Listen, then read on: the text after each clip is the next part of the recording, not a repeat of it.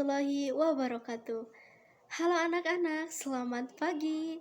Bagaimana kabarnya hari ini? Alhamdulillah sehat ya. Semoga kita selalu diberikan kesehatan oleh Allah Subhanahu wa taala. Amin ya Allah ya rabbal alamin. Anak-anak, ini merupakan pertemuan pertama kita dalam minggu ini. Maka izinkan saya untuk memperkenalkan diri. Perkenalkan, nama saya Rita Yulianti. Di sini saya mengajar sebagai guru pendidikan Pancasila dan Kewarganegaraan. Baik anak-anak, jadi materi yang akan kita bahas hari ini yaitu wawasan Nusantara dalam konteks Negara Kesatuan Republik Indonesia. Sebelumnya, apakah ada yang sudah tahu wawasan Nusantara itu apa? Baik, saya akan menjelaskannya. Jadi, wawasan Nusantara secara etimologi ini berasal dari bahasa Jawa yaitu wawas yang berarti pandangan dan nusa berarti kesatuan. Nah, jadi wawasan Nusantara ini adalah cara pandang dan sikap bangsa Indonesia mengenai diri dan lingkungannya yang serba beragam dan bernilai strategis dengan mengutamakan persatuan dan kesatuan bangsa serta kesatuan wilayah dalam menyelenggarakan kehidupan bermasyarakat. Nah, anak-anak, kalian harus mengetahuinya bahwa mempelajari wawasan Nusantara ini sangatlah penting. Kenapa? Karena mempelajari wawasan Nusantara, seseorang akan lebih bijak dalam mengambil keputusan atau menilai sesuatu karena memiliki dasar pemikiran yang tinggi dan memiliki wawasan yang luas, seperti itu. Anak-anak, mempelajari wawasan Nusantara ini tidak hanya cukup diketahui saja, namun harus diimplementasikan atau diterapkan dalam kehidupan sehari-hari maupun bermasyarakat atau bernegara, seperti itu. Kita sebagai warga negara tentunya menginginkan bangsa kita ini aman dan terlindungi. Di dalam bangsa Indonesia, kita hidup berkedaulatan Indonesia. Indonesia ini diakui oleh seluruh mata di dunia.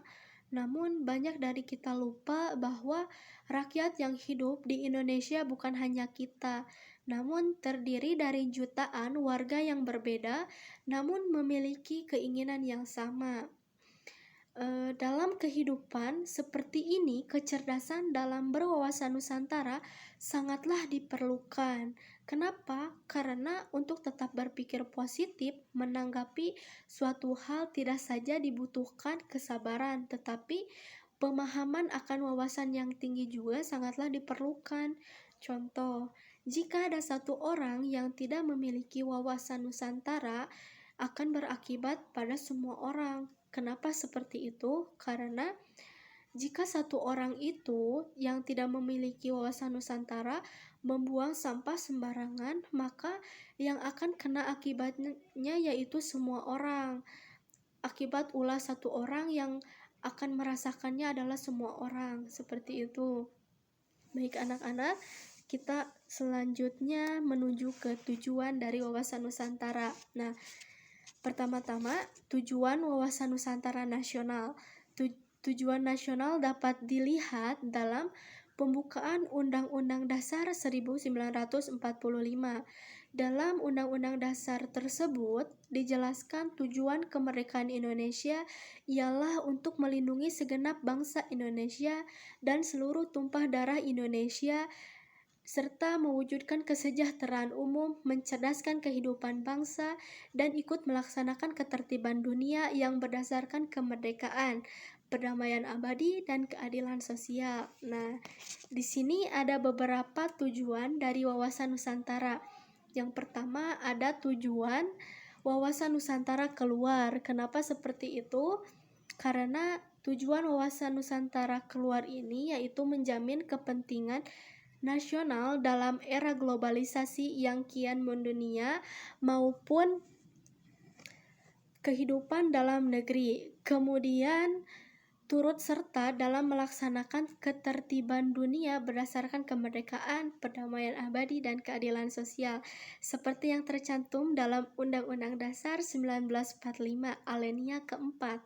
Nah, bangsa Indonesia harus terus-menerus mengamankan dan menjaga kepentingan nasionalnya dalam semua aspek kehidupan, baik aspek politik, ekonomi, sosial, budaya, maupun pertahanan dan keamanannya demi tercapai tujuan nasionalnya yang tertera dalam Undang-Undang Dasar 1945.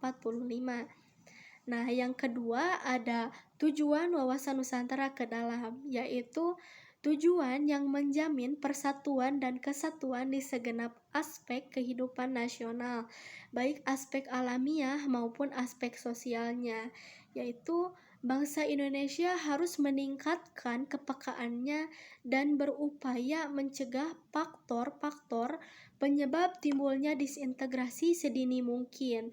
Juga harus terus mengupayakan terjaganya persatuan dan kesatuan dalam kebinekaan.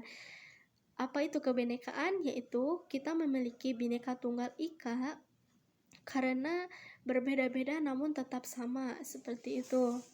Nah, kita menuju ke manfaat mempelajari wawasan Nusantara. Di sini ada beberapa poin.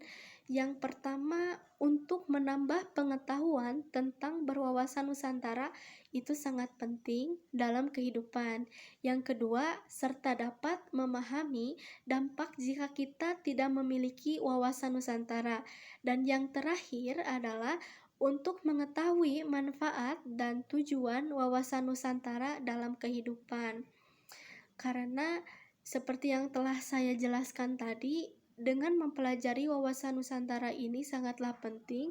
Jika ada satu orang yang tidak punya atau tidak mengetahui wawasan Nusantara ini, seperti tadi membuang sampah sembarangan akan berakibat kepada semua orang. Nah, itu salah satu contoh yang harus diterapkan dalam kehidupan sehari-hari.